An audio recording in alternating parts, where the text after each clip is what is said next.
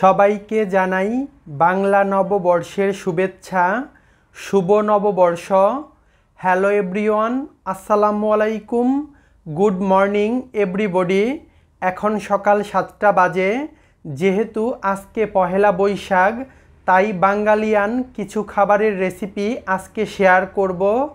তাই প্রথমে আমি পান্তা ভাতটাকে রেডি করে নিচ্ছি। পহেলা বৈশাখ মানেই পান্তা ভাত এবং বাঙালিয়ান খাবার। আমি ভাতটা কালকে রান্না করেছিলাম আর পানি দিয়ে ফার্মেন্টেশন করে নিয়েছিলাম ওভারনাইট। আর এখন শুধু সার্ভিং করে নিলাম একটি মাটির পাত্রে। আর এখন হচ্ছে আলু ভর্তা করব। তার জন্য চুলায় একটি প্যান বসিয়ে প্যানটা গরম করে দিয়ে দিলাম অল্প পরিমাণে তেল। আর তারপর কিছু শুকনো মরিচ ভাজি করে নিচ্ছি। শুকনো মরিচ দিয়ে আলু ভর্তা করলে খেতে অনেক বেশি ভালো লাগে। আর মরিচগুলো যখন লাল লাল হয়ে যাবে তখন ভাজা হয়ে যাবে, আর তখন উঠিয়ে একটা সাইডে রেখে দিচ্ছি।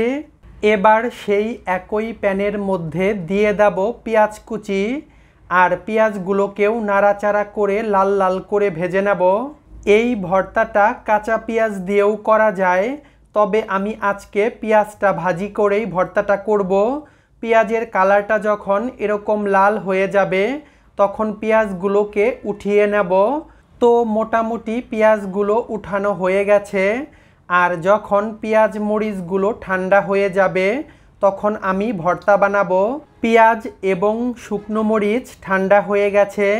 এখন দিয়ে দিলাম স্বাদমতো লবণ, আর তারপর শুকনো মরিচগুলোকে এভাবে ক্রাশ করে নেব। শুকনো মরিচগুলো ভালো মতো ক্রাশ করা হয়ে গেলে ভাজা পেঁয়াজের সাথে মাখিয়ে নেব।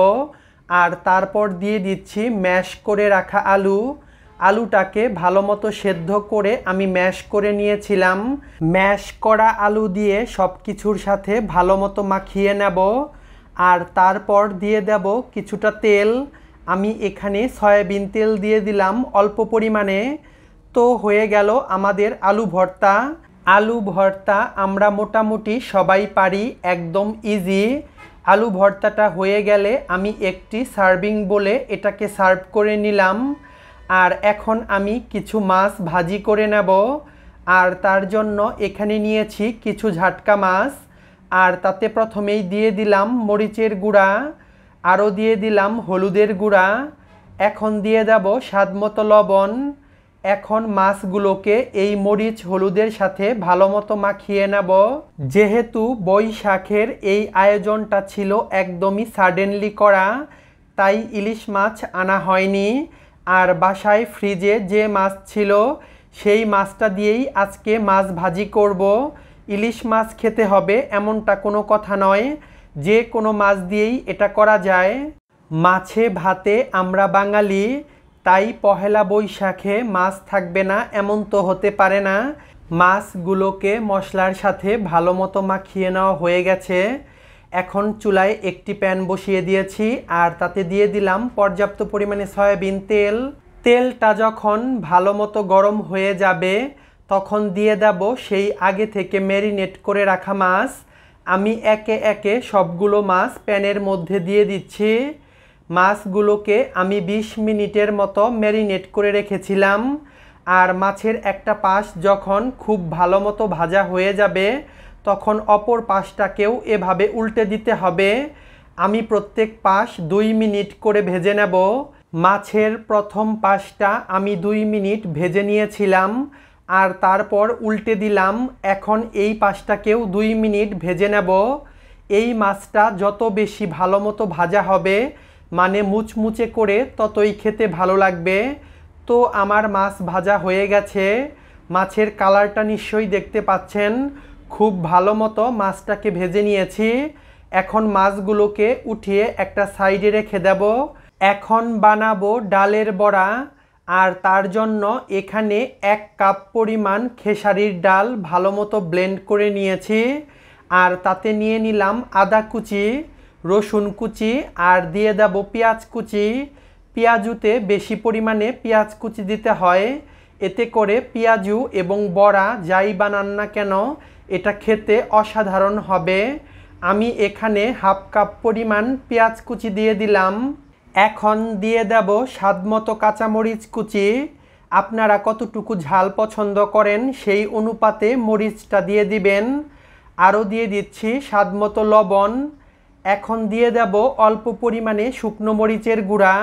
যেহেতু আমরা কাঁচামরিচ দিয়েছি তাই শুকনো মরিচের গুঁড়াটা বুঝে দিতে হবে। এ পর্যায়ে সব কিছু ভালো মতো মাখিয়ে নেব।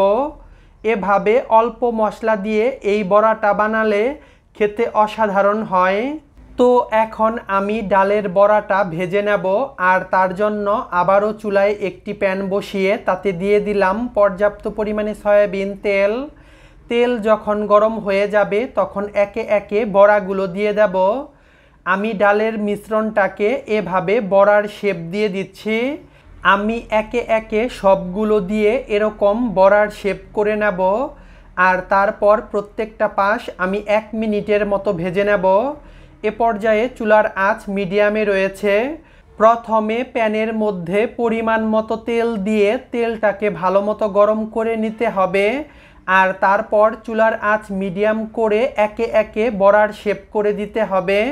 চুলার আঁচ মিডিয়াম করে বড়াগুলোকে ফ্রাই করতে হবে, এতে করে বড়াগুলো অনেক বেশি মুচমুচে হবে। চুলার আঁচ ফুল করে বড়া ভাজি করলে বড়া অতটা মুচমুচে হয় না, পুড়ে যাবে আর ভেতরটা কাঁচাই রয়ে যাবে। তাই সময় নিয়ে চুলার আঁচ মিডিয়ামে রেখে বড়াগুলোকে ভাজতে হবে। তো সবগুলো বড়া দেওয়া হয়ে গেছে, আর বড়ার একটা পাশ যখন হয়ে যাবে তখন অপর পাশটাকে উল্টে দেব। আমি বড়ার প্রথম পাশটা 2 মিনিটের মতো ভাজি করেছি, আর এখন অপর পাশটাকে উল্টে দিচ্ছি। এই পাশটাকেও 2 মিনিট ভেজে নেব। আমি একে একে সবগুলো বড়া উল্টে দেব, আর তারপর এই পাশটাকেও ভালো মতো ভেজে নেব।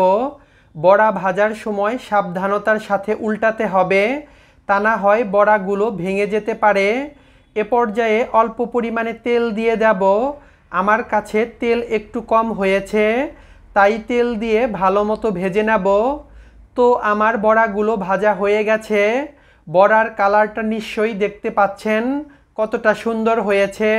যখন বড়ার কালারটা এ পর্যায়ে চলে আসবে তখন বড়াগুলোকে উঠিয়ে নেব। এই বড়াটা অনেক ক্রিস্পি হয়েছিল আর খেতে অনেক ইয়াম্মি হয়েছিল। তো এখন আমি একে একে সব কিছু সার্ভ করে নিচ্ছি।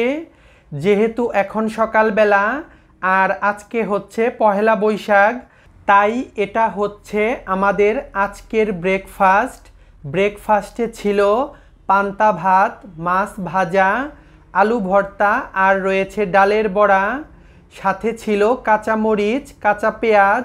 খেতে অসাধারণ ছিল, একদম 16 আনা বাঙালিয়ান খাবার। এখন আমি একে একে প্লেটের মধ্যে খাবারটাকে সার্ভ করে নিচ্ছি। এই ছিল আমার আজকের পহেলা বৈশাখের রেসিপি। কেমন লাগলো আজকের রেসিপি তা কিন্তু অবশ্যই আমাকে কমেন্টে জানাবেন। রেসিপিটা ভালো লাগলে লাইক, কমেন্ট এবং শেয়ার করবেন। আর এরকম নিত্য নতুন রেসিপি পেতে প্লিজ আমার ইউটিউব চ্যানেলটাকে সাবস্ক্রাইব করবেন। ফেসবুক পেজ এবং টিকটক থেকে দেখে থাকলে অবশ্যই ফলো দিয়ে আমার পাশে থাকবেন। আবারও দেখা হবে নতুন কোনো রেসিপিতে। সে পর্যন্ত সবাই সুস্থ এবং ভালো থাকবেন। আল্লাহ হাফেজ।